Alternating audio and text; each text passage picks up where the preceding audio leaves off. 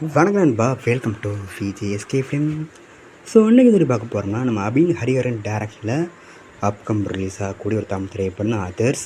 இந்த படம் எதிர்பார்ப்பு ஃபேன்ஸ் பற்றி சொல்லலாம். பாடம் ஸ்டார் கத்து பார்த்தீங்கன்னா கௌரி கிஷன், அஞ்சு குரியன், ஜெகன், முனிஷ்காந்த்,